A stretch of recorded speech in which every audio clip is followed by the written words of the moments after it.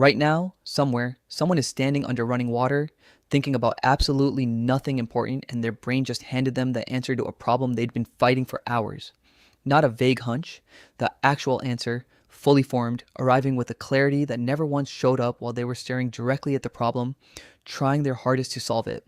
This happens constantly to almost everyone, and it happens to programmers with a strange, specific reliability that's actually been measured in a lab. There's a reason for it, and once you understand the mechanism, you'll never look at a shower or a walk or a long drive the same way again. Start with the actual data. A 2014 study led by psychologist Sandy Mann at the University of Central Lancashire tested this directly, not with anecdotes, with a controlled experiment. Participants were given a creative problem to solve.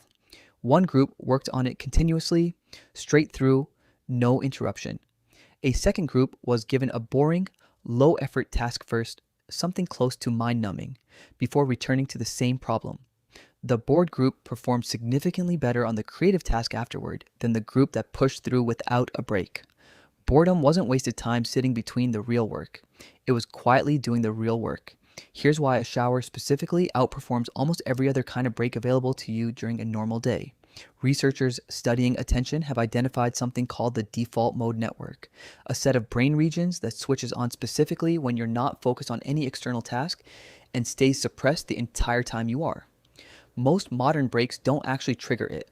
Scrolling your phone keeps your prefrontal cortex partially engaged, reading something, processing new information, reacting to notifications. A shower is one of the only common activities demanding enough to occupy your hands and basic attention, while being automatic enough to require almost zero conscious cognitive load.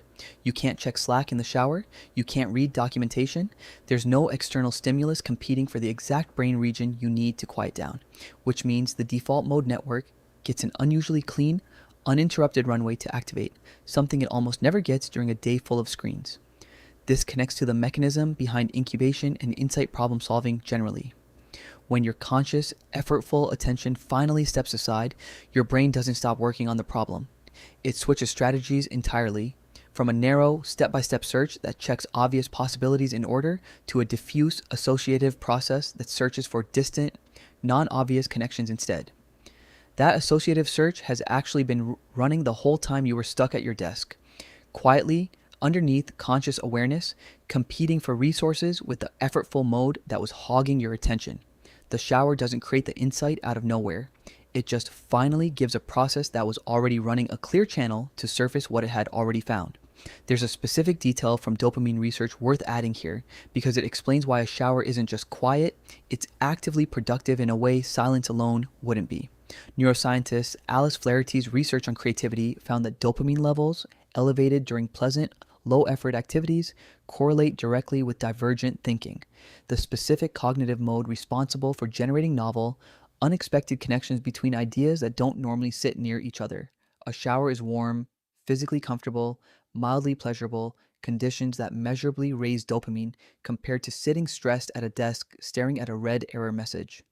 You're not just removing distraction, you're actively shifting your brain chemistry into a state where the associative search is more likely to succeed, on purpose, even if you had no idea that's what was happening. Here's where the specific mechanism gets genuinely interesting for programming, because debugging turns out to be an unusually good match for exactly this kind of insight.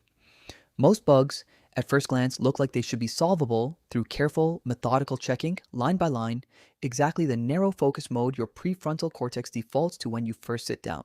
But a large category of genuinely hard bugs, the ones that survive an hour of careful checking with nothing to show for it, aren't actually solvable through more careful checking. They require noticing a connection between two things that don't look related on the surface.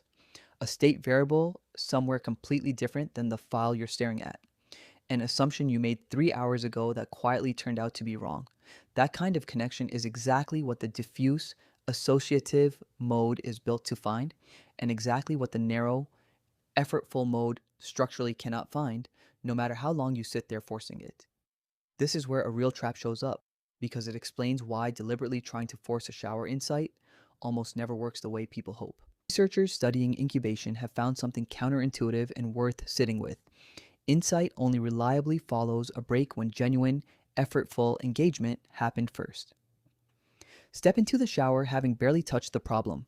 30 seconds of half-hearted looking before giving up, and there's usually nothing sitting there for the associative search to work with. A shower with no material loaded into it produces nothing but a shower.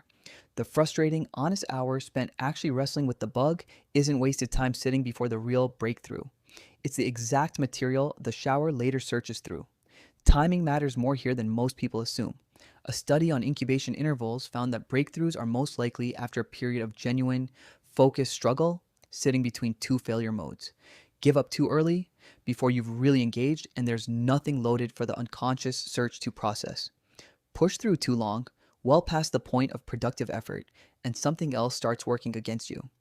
Sustained, narrow focus attention has a real, measurable depletion curve, and beyond roughly 90 minutes of continuous high demand focus, prefrontal cortex activity measurably declines, which means the window that actually produces a shower insight isn't infinite in either direction. It's a specific zone, real effort, genuinely engaged, not yet exhausted, past the point of usefulness. None of this means every stuck moment calls for a shower, and it's worth being precise about where the boundary sits, because misapplying this costs real time.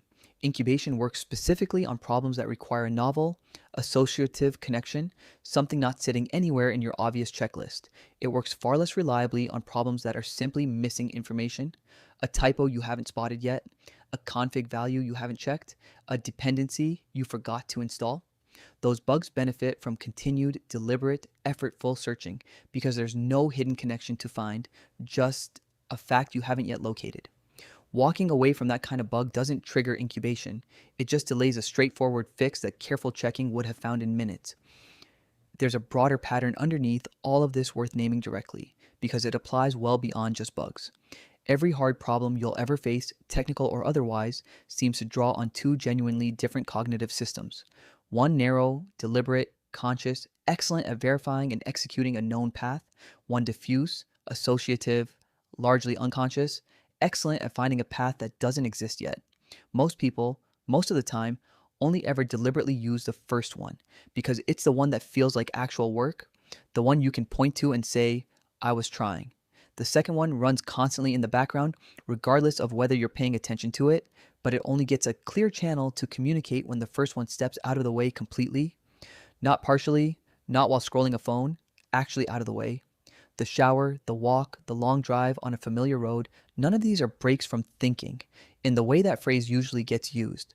They're a different kind of thinking, one your culture rarely treats as real work because it doesn't look like effort from the outside, even though it's doing something the effortful mode structurally cannot do alone.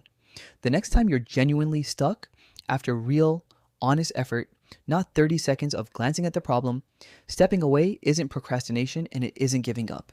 It's handing the problem to the part of your brain built specifically to find what the other part has already proven it can't. Where does it usually hit you? The shower, a walk, driving somewhere familiar, right at the edge of sleep? Tell me in the comments and tell me what you were actually stuck on when it happened.